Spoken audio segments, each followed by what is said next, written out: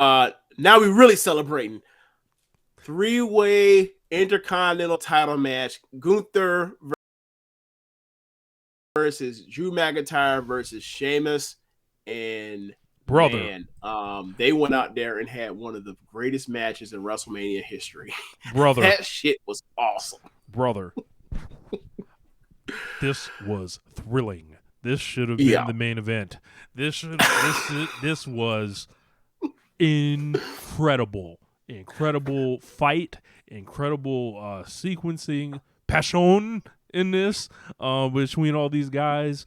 I was just amazed at the physicality and the working between all three of these guys. I didn't want to see this match when it was announced. It was like, yo, I know it's going to be good, but I'll take a singles match of any of the two over a three-way. I have to shut the fuck up now forever. Yeah.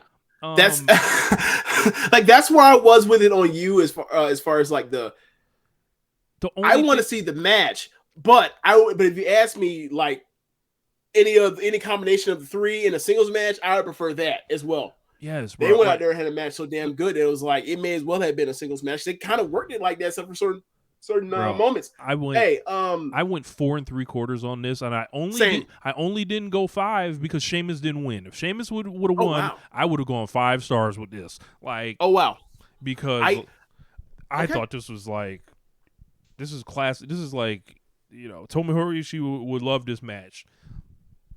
This match is great. This is a never division classic. This is, how many years in a row is Walter going to be in the best WWE match? It's been every year since 2019.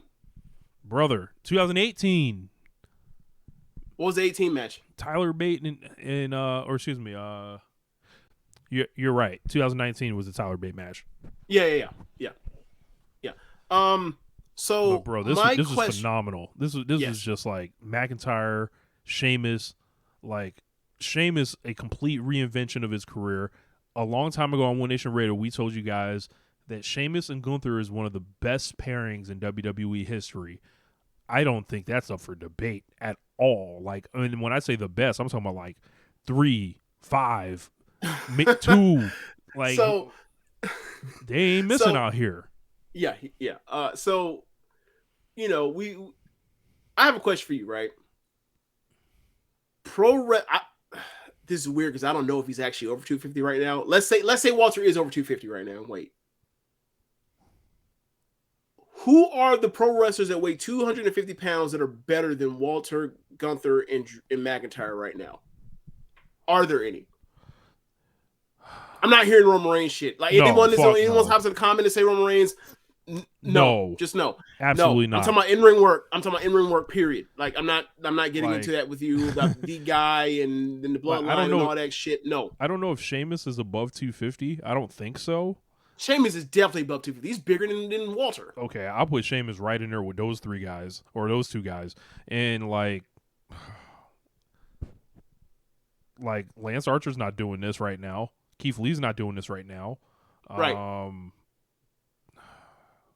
I mean, Dijakovic could do this, but they haven't done shit with him in years. Yeah. This is a rare class of guys. These 3 right here, that this is an all-time match. I feel like, especially like where it happened, and especially in that company because they care about things like that. Like, oh, you did it at fucking, you did it on Raw, you did it at Fully Loaded, you did it at fucking. I don't know, fucking did it in the September pay-per-view. No, they did it at WrestleMania. Like how long are we gonna like sit Gunther behind Roman Reigns or keep him away? Like how long are we gonna like participate in this charade when Gunther blows him out of the water on all these big shows? What are we doing? Look, man, I get what you're saying. He's the greatest Intercontinental champion of all time. It's not even close. It's way up there. You're probably right. Like, bro, this nigga's a phenomenon. Like, or Walter. Like, and then like, and the thing is, I was rooting for Sheamus the whole time. Like, bro, like Sheamus is completely like he was so over. Like he was like a god. Like this is a god-like performance for Sheamus. All 3 of them were fucking awesome in this match. Drew McIntyre was giving out the hardest chops. He was out chopping Walter. That shit was fucking wild. Look, man. I asked the question I wanted to ask you about, like, where are they amongst the dudes over 250 pounds? Hey, man. Walter, for me, is top 5 in the history of that company. Now, like, that's it. In ring, as far as who has best. First off, I don't know who has better 5 best matches than him, other than like Gargano or Shawn. So just starting with that. But like we say, like, put your 10 best matches from the history you've had in this promotion. Angle ain't topping that. Yeah. I'd have to go through the Benoit stuff, but Benoit wasn't around in WWE. Like, Brock's not like on these guys' levels. Like, he could be, but he don't want to work that hard. No, Brock's not on that level. No. Like, really, the answer is like Shawn, Gargano, Brett. I mean, you might be able to slip Austin in on something, or Cena, maybe. Maybe Cena, because Cena has such a Bryan such a long list of stuff. Or Daniel Bryan, but I don't know, like, if he really got AJ Styles. What's his best matches?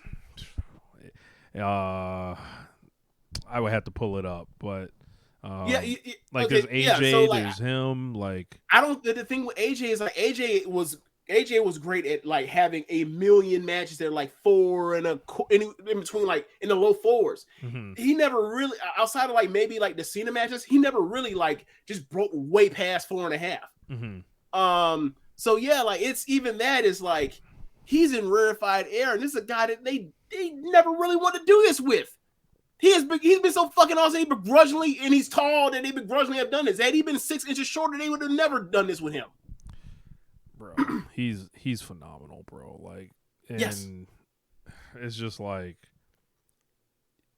I think they should be going with him. Like, and he's not gonna talk. Do too. He's not gonna do any of this stuff. Like, they're gonna treat him like he's this like he's this novelty kind of. He's not American. He's not, whatever. But like, you got Cody Rhodes in that company. Of course, they fucked him up and everything like that. And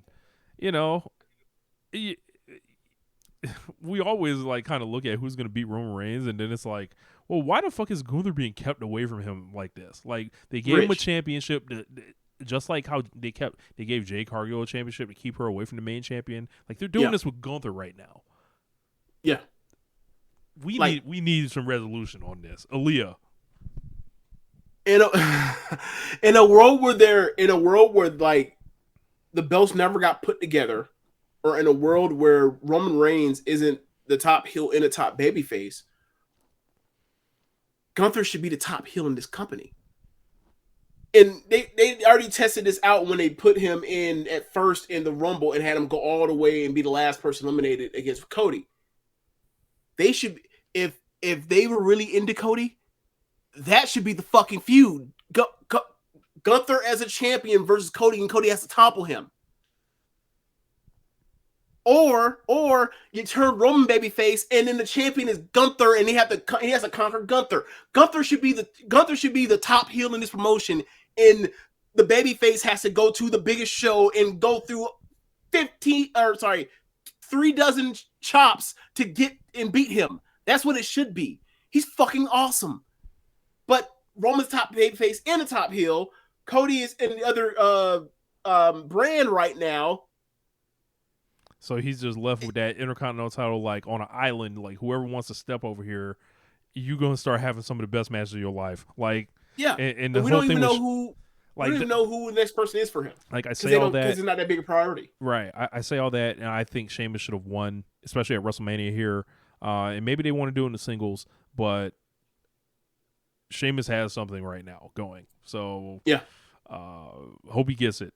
Like, Cody, he hasn't been this hot since like a decade. Yeah, and he's like 45. Right. What the fuck is happening? Raw Women's Title match. Oh, we move on.